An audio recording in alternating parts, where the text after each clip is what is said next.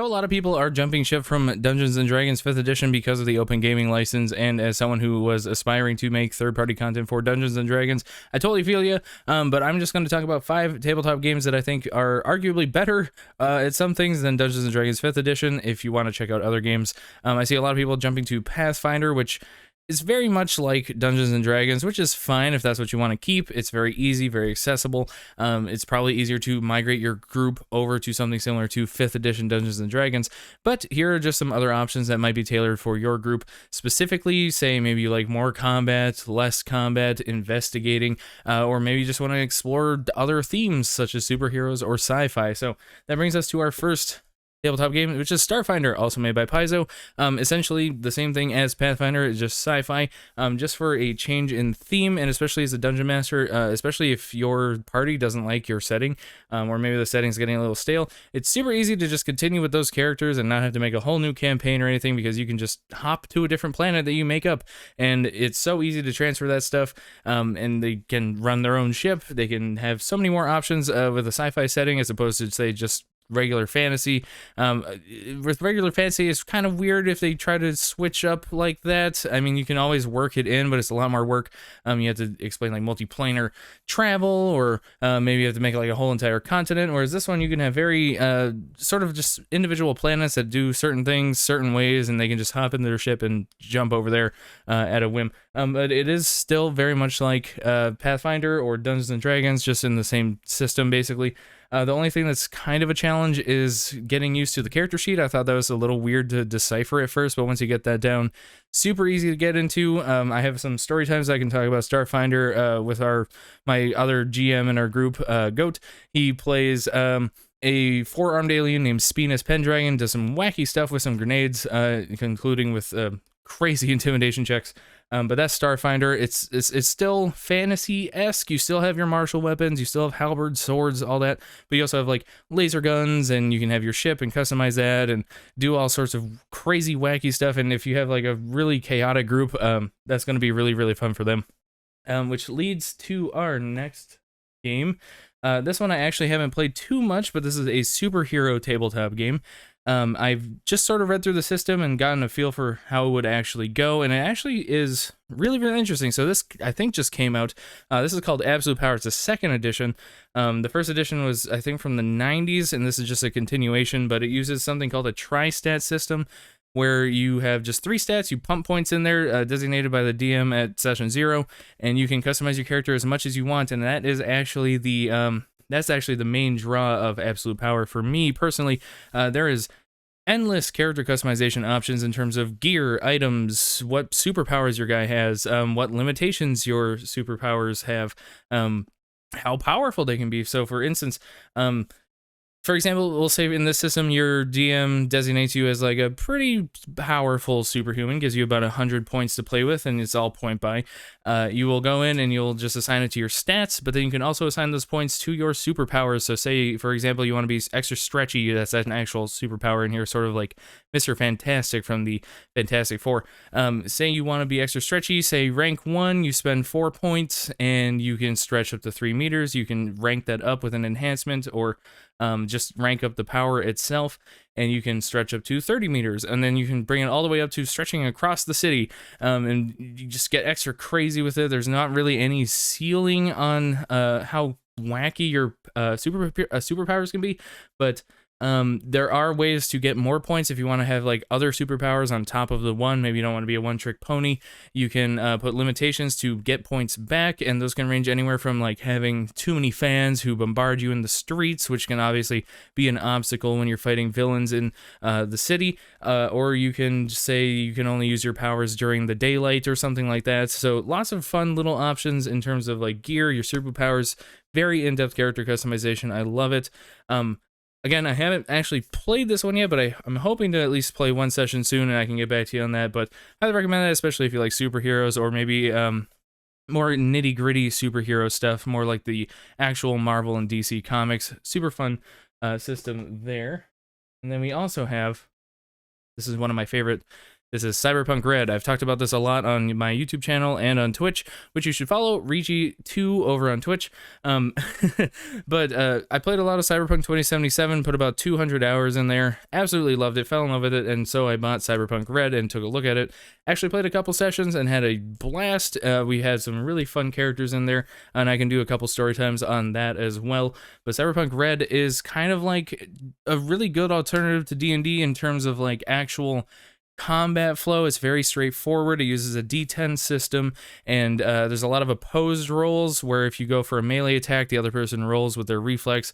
If you beat them, you just hit them and you roll your damage, and it's really, really fast.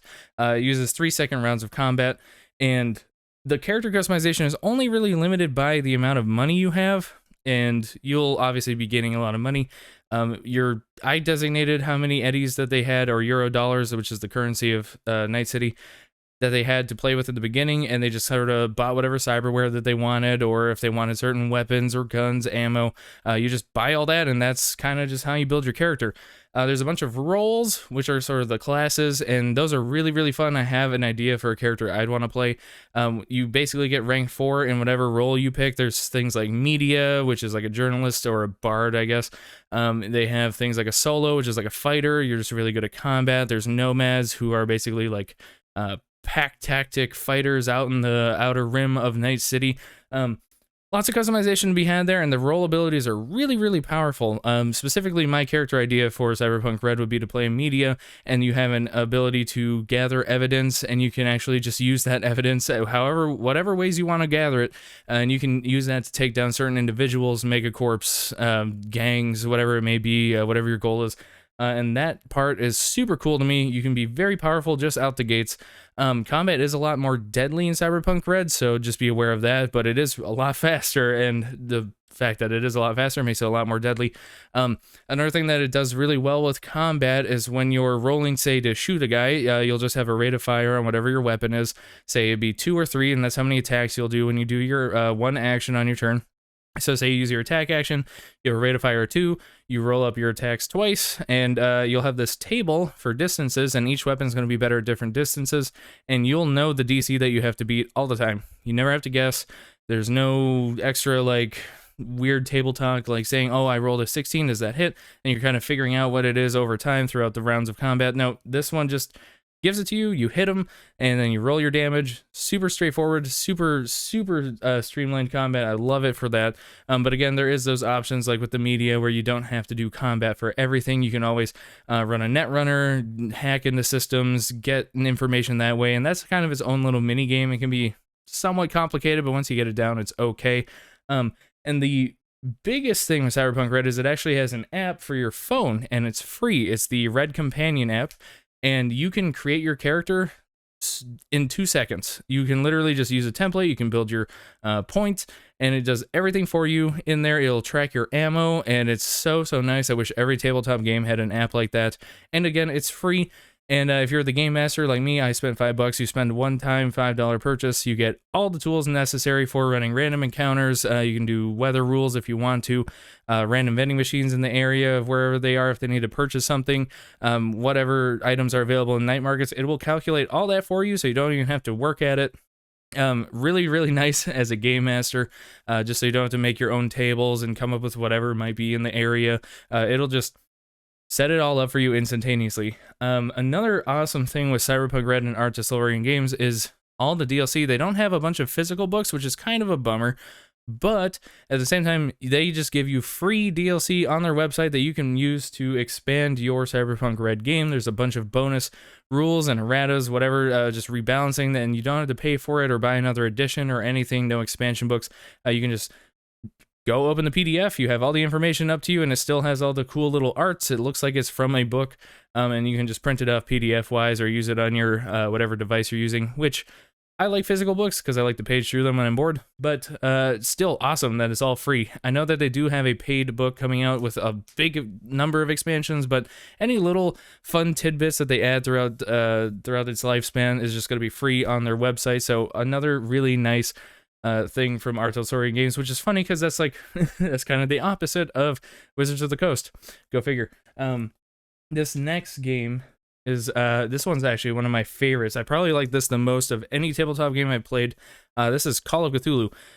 I'm a little biased. I loved reading H.P. Lovecraft horror short stories and all the Eldritch stuff and Arkham and just Cthulhu himself and all the weird beings that came out of the Call of Cthulhu mythos. But this is more of an investigative game. It's a very low combat game. It even incentivizes and tells you probably avoid combat because you will probably die. Combat is extremely deadly in Call of Cthulhu. You want to avoid it pretty much at all costs, and your main role is to just be an investigator. You're a detective. You're solving cases. You don't necessarily have to build a detective. You could be an aristocrat who ends up in the clutches of the Eldritch horror cult, or you could just be some guy who is like a barber and you just happen to run into this weird scenario where you're now solving weird cult rituals of these unsavory folk trying to summon Cthulhu back and wipe out the world and give it back to the Elder Gods. Really, really fun system. It uses a D100 system. The character sheet's a little weird. But the character customization is pretty fun. There's things like your age will actually affect how good you are at certain things. You will be better at certain abilities if you had a different background, however you want to make your character. So it's pretty open in terms of character customization. You get to choose like languages, how good at the occult you might be. Maybe you're really good at fighting, maybe you're a boxer. So it's still open. Don't think that you're going to be throttled as to be a detective. But you're mostly just RPing, role-playing a lot. Lots of table talk happens in character, and if you're into that type of thing, like that's my favorite part of role-playing games is the role-playing. Highly, highly recommend this. Call of Cthulhu is amazing for that, and there's a lot of puzzles, mysteries, intrigues, stuff like that. You will end up in combat at some point, most likely, but most of the time you're going to want to run away, or if maybe you're in an advantageous position and you can take out your enemies, you can try to do that. But a lot of the intensity from it is going to come from when you finally get to the end of the investigation. Maybe the ritual's like partway through, part of this weird otherworldly beings coming out of there, and you're taking out the cultists, trying to reverse whatever the ritual is. Really, really fun, really intense. Actually can be scary because you're always at risk of going insane or dying, which you most likely will, so don't get too attached to your characters. But super solid game. Highly recommend it if you don't like combat. And I'm always looking to play that if anyone else wants to give that a go for a first try. Now, this last one, I just got this. This is, I think, a newer tabletop game. And I really appreciate that they did this, but this is Haunted West. This is actually made by Darker Hue Studios. I've never actually heard or bought anything, but I got an ad, which actually worked on me. Usually they don't work on me. But this is a wacky Wild West sort of fantasy tabletop game, and it comes in one book. So that's one thing that you might want to be aware of is like there's no player's book like the other games have. Everything for the Dungeon Master, the lore, everything comes in this book, which is pretty hefty. I think it's like 800 pages. And it can be pricey if you get one for your whole group, so I would recommend just the Game Master buying the copy, and you can just share the information, I guess would be the easiest way. But this has the best setup in a tabletop game book I've ever seen, and has some of the best character customization. And the nicest thing that I loved as a Game Master is you go and you look at the monsters in the back of the book. Each of them are sort of like folklore creatures, like the chupacabra or other beings from like West African traditions, or maybe even like Chinese or Native American. You get to learn a lot about like cultural folklore creatures and implement them into your game. And each of those are going to have plot hooks, so it gives you a free quest to run your players through, and you don't even have to do any legwork for that the first time you use the creatures. Now, obviously, you run one creature once, and then you'll have to probably write another one, but it gives you a good starting point and an idea of how these creatures behave in the world, and you can just set them up on quests. And it actually made me think about the Witcher video game, not the tabletop game, haven't looked at that yet, but the Witcher video game, you're a Witcher, you're hunting monsters, and this would be a really good episodic monster hunting sort of tabletop experience where you can still have your overarching story like in The Witcher 3, but you have all these crazy encounters and just really interesting things that the players can run into and try to solve, or just kill some crazy being. And I feel like it would be very, very memorable. And the character customization, super solid. And it's probably the only one I've seen where you would actually roll on a table for your stats, and I would actually want to roll on a table just to do my background, my character, who they are, because you'll roll, or you can choose, it doesn't really matter. But you'll roll on there and say you have the first table. It says, what's your background? You can say like, oh, I'm Filipino, like me, I'm half Filipino. Roll that, you get some bonuses. But the most intriguing part of that is you roll on these tables and you'll have 2 columns to choose from, and it'll have like a sort of background prompt, and you'll choose one column, and then it'll ask you a series of questions, and as you answer the questions, you'll unlock bonus stats to those specific skills depending on if your character would have done that thing. And I think that's really, really cool. It'll ask you things like, what was your family life like? Were you really close to your family? Do you still have your parents? What was your profession? Did you go to school? Stuff like that. And you'll either roll or choose on there, and depending on what sort of branching prompts that you choose, you'll get specific bonuses tailored for that backstory, so you're actually like really rewarded for making your character, which is something I think D&D sort of has slacked on, which with 1D&D, and if you looked at the rules, there is a sort of move towards that, but I think it's a little too late. Other games have kind of done that, I think probably better, and even I think Pathfinder 2nd Edition, haven't actually looked at it, but I think Pathfinder 2nd Edition really uses your background and gets you bonuses. So if you're into that and you don't want to maybe run another Pathfinder or D&D fantasy medieval thing, this one's really fun. I mean, it's a Wild West themed. It's very yeehaw. It's not exactly Wild West, so don't think Red Dead Redemption 2 or anything.